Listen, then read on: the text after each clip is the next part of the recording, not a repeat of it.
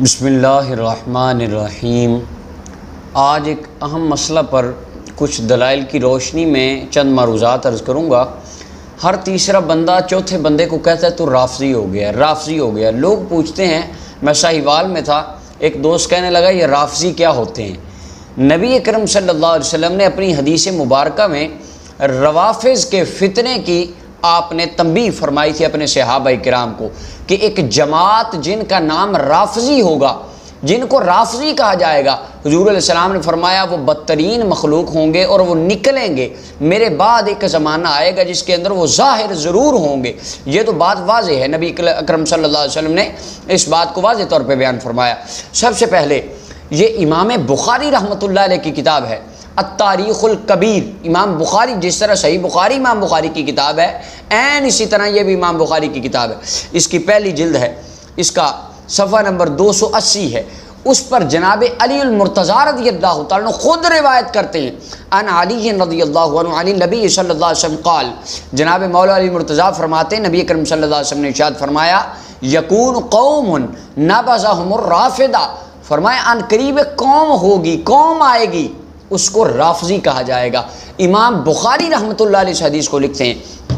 اور تاریخ دمشق کے اندر علامہ ابن عساکر نے جلد نمبر 42 ہے، اس کا صفحہ نمبر 335 ہے، اس روایت کو نقل کیا اور مولا علی کا فرمان بھی لکھا، وہ آگے چل کے میں عرض کرتا ہوں۔ اور اس کے بعد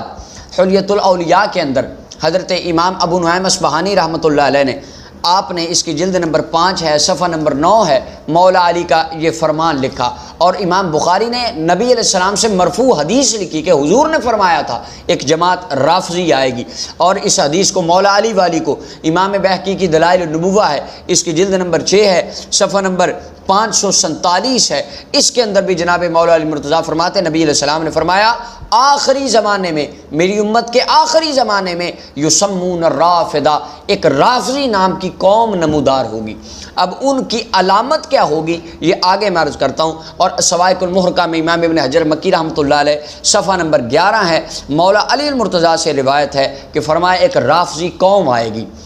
اس کے علاوہ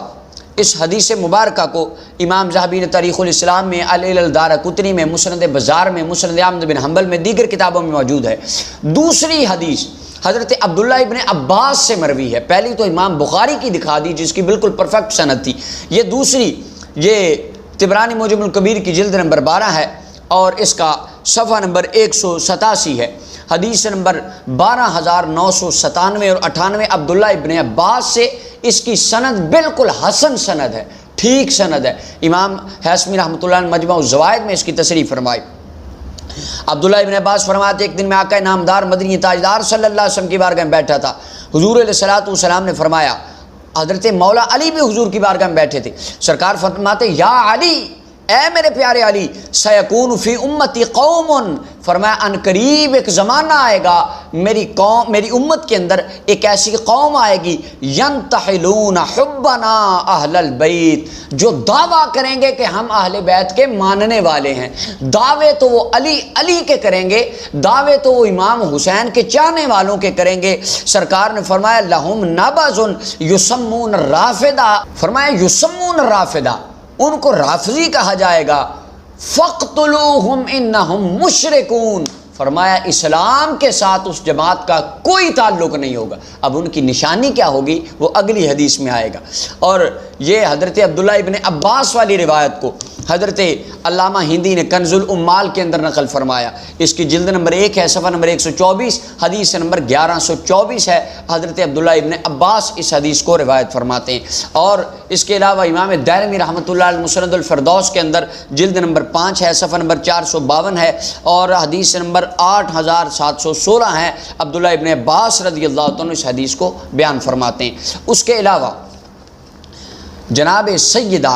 طیبہ طاہرہ زاہدہ عابدہ راکعہ نیرہ منورہ سیدہ فاطمہ الزہرا سلام اللہ علیہ، آپ نے اس حدیث مبارکہ کو خود بیان فرمایا۔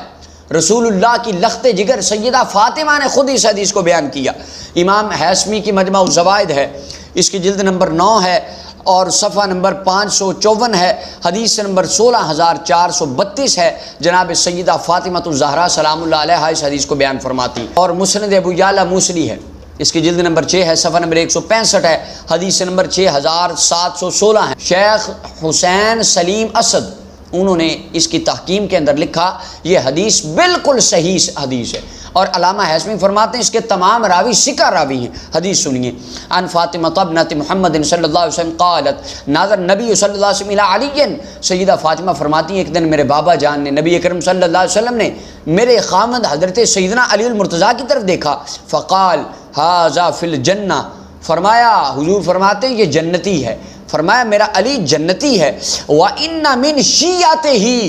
يَعْلَمُونَ الْإِسْلَامَ، فرمایا کچھ لوگ یہ جن کے بارے میں امام بخاری رحمۃ اللہ علیہ نے لکھا جن کو رافضی کہا جائے گا،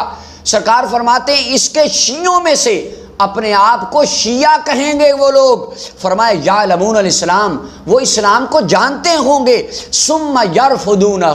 فرمایا پھر اسلام کو پس پشت ڈال کے اسلام کو پھینک کے وہ نکل جائیں گے، فرمایا یسمون الرافضہ، اب یہ تشریح آ گئی نبی اکرم صلی اللہ علیہ وسلم کے فرمان کی، فرمایا اپنے آپ کو کہتے تو شیعہ ہوں گے کہ ہم شیعان علی ہیں، فرمایا لوگوں نہ ان کی بات نہ ماننا، یسمون الرافضہ، وہ رافضی ہوں گے جن کے بارے میں حضور نے فرمایا فلیقتلہم انہم مشرکون، فرمایا اسلام سے ان لوگوں کا کوئی تعلق نہیں ہوگا، طرح طرح کے کفریات بکنے والے ہوں گے۔ اور خود جناب مولا علی المرتضیٰ نے اس بات کو بیان فرمایا، یہ علامہ ابن عساکر تاریخ دمشق کے اندر بیان کرتے ہیں، جلد نمبر 42 ہے، صفحہ نمبر 365، جناب مولا علی المرتضیٰ فرماتے ہیں اس کے اندر بھی بالکل وہی الفاظ جو مسند ابو یعلا موصلی کی صحیح سند کے اندر موجود ہیں۔ قال علی، مولا علی فرماتے ہیں لوگوں ینتحلون حبنا اہل البیت، وہ لوگ دعویٰ کریں گے کہ ہم اہل بیت طہار کے بڑے چاہنے والے ہیں، ہم تو جی بڑے ماننے والے ہیں۔ مولا علی فرماتے ہیں ولیسوا کذالک، میرے ماننے والوں یاد رکھ لو حالانکہ وہ دل کے منافق ہوں گے، دل کے جھوٹے ہوں گے، دعویٰ تو کریں گے میری محبت کا لیکن ان کے دل میں علی کا پیار نہیں ہوگا۔ اب ان کی نشانی کیا ہوگی، وہ لوگ کون لوگ ہوں گے، ان کے بارے میں تھوڑی سی وضاحت یہ حلیۃ الاولیاء میں امام ابو نعیم نے کی۔ مولا علی فرماتے ہیں حضور علیہ السلام نے فرمایا تھا تفترق هذه الامہ علی 73 فرقہ، امت 73 فرقوں میں بٹ جائے گی، شرها فرقۃ تنتحل حبنا وتفارق امرنا، فرمایا ان میں سے بدترین مخلوق وہ ہوگی جو ہماری محبت کا دم تو بھرے گی لیکن ہمارے والے کام نہیں کرے گی۔ آج کتنے مجلسیں پڑھنے والے ہیں جن کے چہرے پہ پوری مولا علی کی سنت کے مطابق داڑھی ہے، مولا علی امامہ باندھ کے خطبہ جمعہ دیتے تھے، یہ ننگے سر دیتے ہیں۔ مولا علی نے ساری زندگی ایک مرتبہ تماچا بھی نہیں مارا سینے پہ، یہ خون نکالتے ہیں، مولا علی والا کام کون سا کرتے ہیں؟ اور مولا علی مرتضیٰ نے فرمایا وہ بدترین مخلوق ہوں گے، ہماری چاہت کا دعویٰ تو کریں گے لیسوا کذالک، ایسا نہیں ہوگا، وآیۃ ذالک انہم یشتمون ابا بکر و عمر، فرمایا ان کی نشانی یہ ہوگی ابو بکر و عمر کو گالیاں بکنے والے ہوں گے۔ اور میرے مصطفیٰ نے فرمایا انہم مشرکون، ان کا اسلام سے کوئی تعلق نہیں ہوگا، ان کو مسلمان نہ سمجھنا جو ابو بکر و عمر کو گالیاں دے، سرکار فرماتے ہیں اس کا اسلام سے کوئی تعلق نہیں۔ مولا علی فرماتے ہیں میرا اس سے کوئی تعلق نہیں۔ حضرت علامہ ابن حجر حیتمی مکی رحمۃ اللہ علیہ اس کے اندر فرماتے ہیں کہ جب جناب علی المرتضیٰ کو حضور علیہ السلام نے یہ بات بتلائی تو حضرت علی عرض کرتے ہیں یا رسول اللہ مل علامۃ فیہم، ان کی نشانی کیا ہوگی؟ تو سرکار فرماتے ہیں یطعنون علی السلف،